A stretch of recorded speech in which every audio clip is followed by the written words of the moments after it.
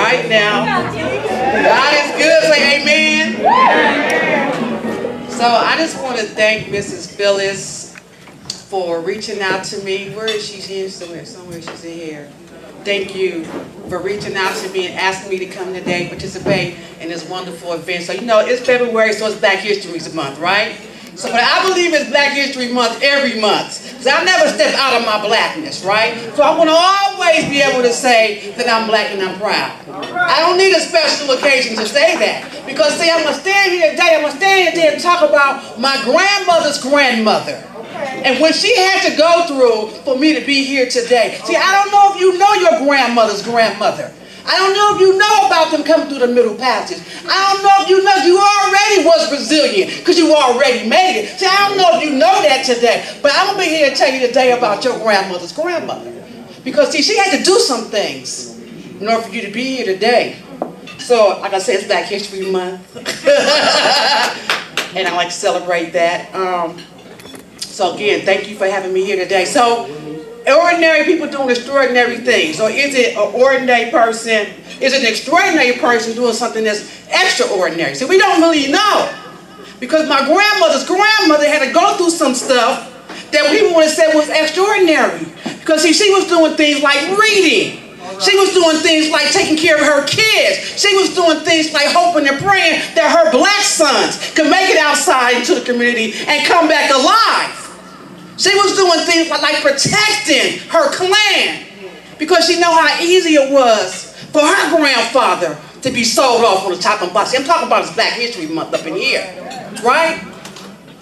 So, talk about resiliency and being here today. I'm standing here today on my grandmother's grandmother. So, trauma. So, I'm one that came out of the concrete. So, the belly of the beast. So, I was raised in the penitentiary. The best that society could do for me was give me a pair of handcuffs and kept me in the jailhouse. But see, I had one drug and alcohol program in 1994 that allowed me to get some trauma-informed care around here, right? That allowed me to get some healing for some of that trauma and some of them issues I had been suffering when all along society was saying you was a bad person. But see, I was a sick person. And I needed one dose of healing. And I got that one drug program, and so March 15th, I'll celebrate 25 years clean and sober around here. Because of that one drug program. But that don't mean the jail didn't still have a bed with my name on it. That doesn't mean I didn't have two W numbers, 25395, W number 49068. See, I'm supposed to be cycled back up in there. So I messed up the whole flow and the whole system when I didn't come back in there with a new number or recycle that number. See, there's a lot of money for me to be in that bed. But I was out here just trying to get a thing called a job. And every time I tried to get a job, they would tell me about, well, you know, you formerly incarcerated. Yeah, but see, I know that. But I'm trying to get my daughter out of CPS right now, right? But you know, you had a convicted of this, convicted. Yeah, but I know that, but I'm trying to change right now. I'm trying to stay off of drugs and alcohol. I'm trying to get a life out here. And I'm running across folks want to keep telling about my history. But see, my grandmother's history says she's an overcomer. And says no matter what, she's going to get through it. So I got to stand on that. See, I don't know if you know Harriet Tubman's story. When she reached freedom. And she got there on the north and she said, okay, Lord, thank you for letting me see this free land. And she stood up there happy and joyful. But God said, go back in. She was like, go back in. I can imagine her right now saying, you mean to tell me you want me to go back? Go back that way? Right? Well, they hanging folks. Selling folks off. But see, God, when he raises you up and he got a mission and a purpose for your plan for your life, you never know what it's going to be. So Harriet went back in. And she went back in to do what she needed to do, to help free other slaves. And what she told us was that I'd have freed a lot more slaves if they just know they were slaves. See, this is Black History Month, y'all, so we're going to keep it real up in here. Y'all okay with that? How y'all feeling? But lighten it up a little bit. Lighten it up. It's going to be motivational. It's going to be motivational. But I got to get you home first. I got to get you to your roots first so you understand from whence I came and why I stand here today. Anointed and blessed in my God for raising me up, shaking me up, making me up, standing me up, let me be here today so I can do this message. See, I got to let you know how I got here. I ain't just rolled out of bed. I was homeless on crack cocaine. I was laying on the side of the road. I was going without bathing. I was going without eating. What do you think the priest and the Levites said when they saw the man laying on the side of the road? They said, oh, God, what will happen if we try to help him? But see, the Good Samaritan said, oh, God, what will happen if I don't? Y'all don't hear me though. What will happen if I don't help him? So my God raised me up, and let me tell you something. I got me a piece of job at the Orange Show. I had an office. I had a car. I had a piece of man.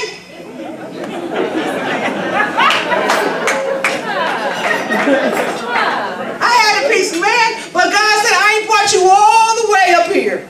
I ain't brought you to do all what you had to go through for you to get comfortable in your job. See, but I understand when we've been bred to survive. We've been bred from our grandmother to survive. And then we finally get able to get some of these jobs to offer some health insurance, some benefits, right? And then we start living, and all of a sudden, what? I got mine. See, I got my house. You know, I got my credit good. You know, you should get yours because, see, I got mine. My kids is doing okay in school now, right? Because, see, I got mine, right? And we start living, but, see, God didn't want me to just start living. He wanted me to start giving.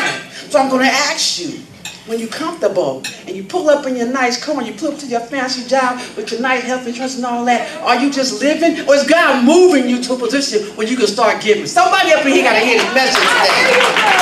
Somebody got to hear this message today. Because see, we are village people. And we're supposed to be helping the next one, the next generation. See, Martin Luther King said, if we can just get from our individualistic concerns about self and tap into the power of helping others, then we will be this great nation. Right. We will be this great nation. And we can just quit thinking about just self. So see, you know, I would like to say, you know, I've arrived. I would like to say, you know, I woke up like this, but God pulled me up from where I came from. And I can't go back. I would like to say, you know what? I ain't going to work today. Work calls me out the bed. See, it's not a job, it's a way of life for me. This is what I do. I'm true to this, day in and day out. I am going to carry this message of hope. I am going to reach my hand out to that sister who was sick and stuck. I'm going to get her up out under that bridge. I'm going to get her off that bus bench, and I'm going to give her some housing, some support services, because guess what? God took me from homelessness to providing housing because He can. Let me hear you say He can. Let me hear you say He can. All right, so if He can do that for me, right? Then I said, well, what else can I do around here, Lord? What else would you have for me to do? And my life has been truly blessed and amazed because I've been able to do some things that I didn't go to school for. That's right. I don't got the PhD, but I got a PhD. That's right. I got a PhD. I'm able to create qualitative scientific health reports using the social ecological model with the epidemiology of incarceration. I done been to the APHA convention. I done met 3 certain generals in one day and got the cell phone number. So I got the data to back up what I'm saying.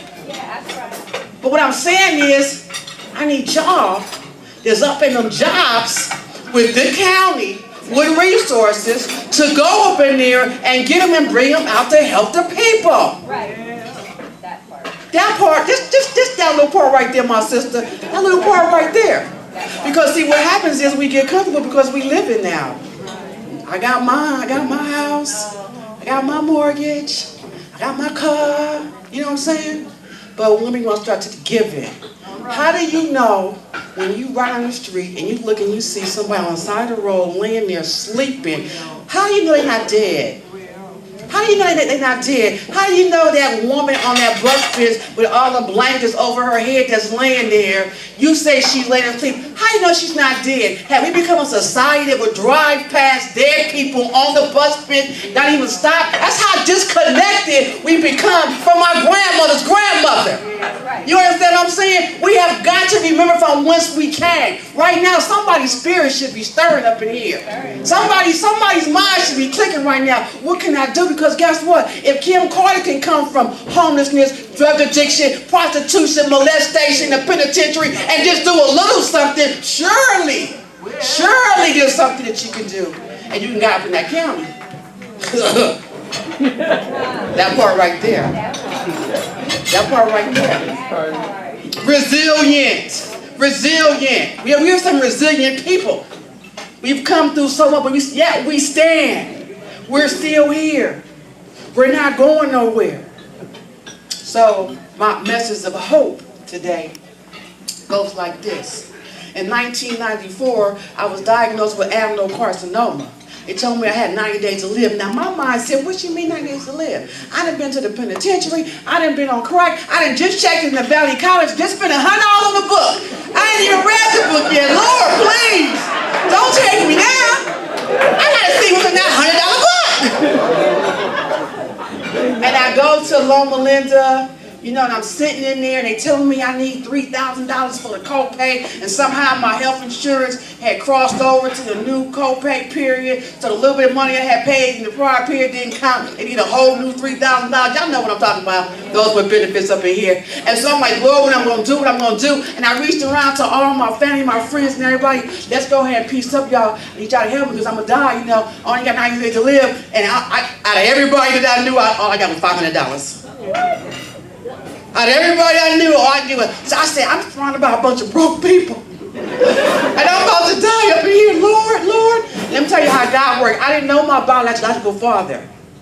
But he had a son who had been investigating, trying to find me. And they had tracked me down to the last prison I was in. Well, that prison gave my mom's address. Lo and behold, my stepbrother found my mom. My mom was able to talk to my real dad and tell my dad our daughter is in Loma Linda Hospital right now and she's dying from adenocarcinoma in the 4th stage and she only got 9 days to live. And this man that I never had seen before, right? My grandmother's grandson, feel me? Flew all the way here to Loma Linda and came and saw me, and guess what, y'all? I look just like him. So that means I was a daddy's girl, didn't even know it. And he came to me, he told me, he said, look, I was looking high and low from you. Your mother left New York and came all the way to California. I never could find you. He said, but you are a Baptiste.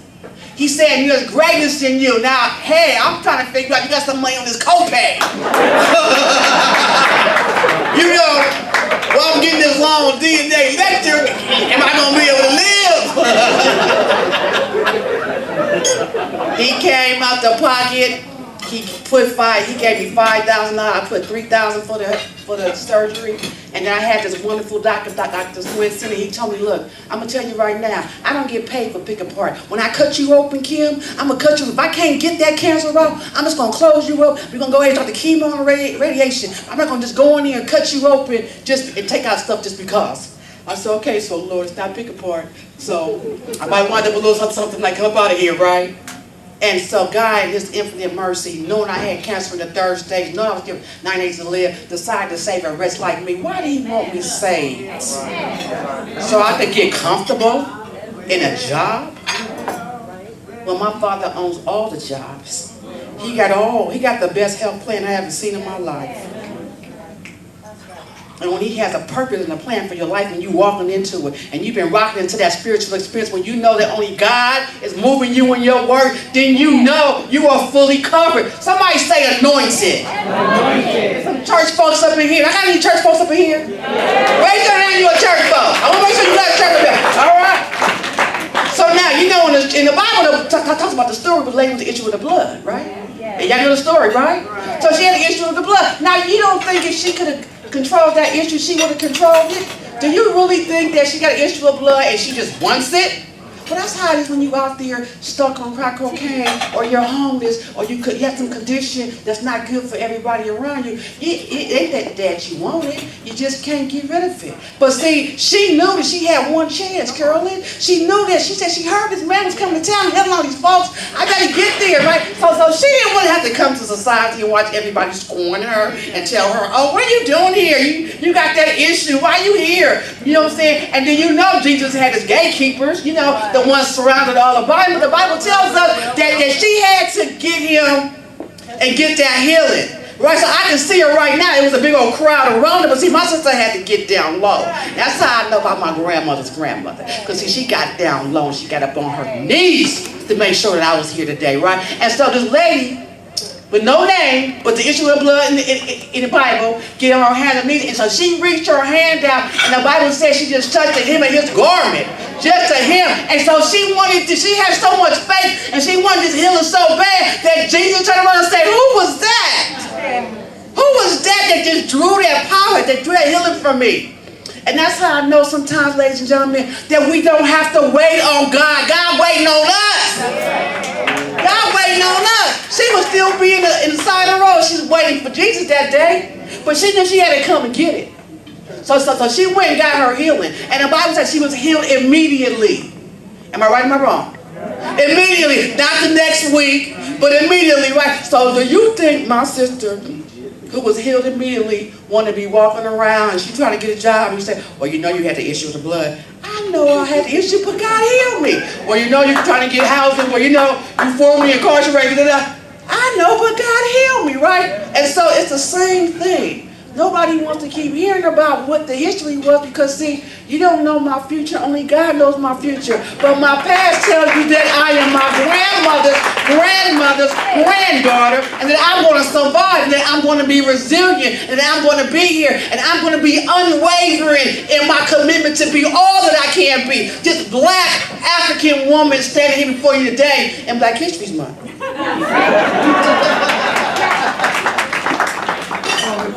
In Black History Month. And so if I have anything that I want to share with you, it's to let you know that we need you. All right. To just do something for the community. Just something. If everybody could do a little something, a whole lot would get done. You ain't got to go way out. Like, I know I went way out, but see, I don't have a choice though. You see what I'm saying? There's no middle of the road solution for me. I'm all in, all 10 of my toes from top of my head to the bottom of my feet. I have no choice because, see, I'm not going back in the cage. I'm not going back in the black hole. Because, see, the Bible says in Matthew, when I was hungry, you fed me. And when I was sick, you took care of me. And when I was in prison, you came and visited me. But when I was in prison, I didn't get no visitors. So you know I ain't trying to go back in that black hole no more, right? Because I don't wait for some folks who got comfortable at the job and they ain't coming out here to do what the Lord say do. So he brings me out here, he brings me up. My next thing I want to say is that Marian Edelman, she said, it's not our darkness that we're afraid of. We're used to darkness. We're used to pain. It's our light. It's our light that we're afraid of. We're afraid to be all that we can be. We're afraid to do all that we can do. We're afraid because we don't know where we're going to go. 24 years ago, all I could do was go to a drug program and ask for help and hope to God that this thing was going to work for me. All I could do was hope that cognitive behavioral therapy would work for me. All I could do was just hope. But see, one day at a time. Right. Y'all don't know how I met Carter-Tillman. Y'all know I was only 2 weeks out of the penitentiary wondering if this life was going to even do anything for me. This lady right here, you know, from a can of paint. And she was up at San Bernardino Valley College, and she was looking for volunteers, and I was standing right there with my drug program crew, and we was coming in to get motivated by Judith Taylor. And so she looked at me and she said, "Hey, you." I said, "Yeah, me." She said, "You, I need you right here." Would you need me right here? Like, does she know who I am? I'm W number 25395, W number 49068. Does she know me? I need you right here. And she said, "Sit right here and do these honorariums." Now, I don't know what honorariums is. Never heard the word. Limited vocabulary. And she sat me there, but see, early on I figured out it's money in these envelopes. And I'm sweating, oh my God. Oh my, she gave me money in these envelopes. Terrence, what am I gonna do? What am I gonna do? And so I became a guard. Ain't nobody stealing this money in envelopes. I'm taking IDs. If your name on the list, how I know it's you? Because I don't want, for one moment, an envelope to come up missing and God think that I'm back to my old ways, because see, I really wanted to change. And I was on a journey for change. So I had to show God, I'm not going to do the shortcuts. I'm not going to do none of that stuff I used to do. Lord, lead me, show me the way. And as a result of that, I became empowered. And I become empowered, I become a voice for others. So see, it's my light. It's my light that draws others from darkness to me. I didn't say, oh, I'm going to be a leader one day. Oh, yeah, I'm going to be a change agent. I'm about to change the world. I ain't say it, but God says, well, that's what you're going to do. He didn't give me the whole story. He didn't give me the whole thing. He would know I've been too scared. He gave me what I need to know.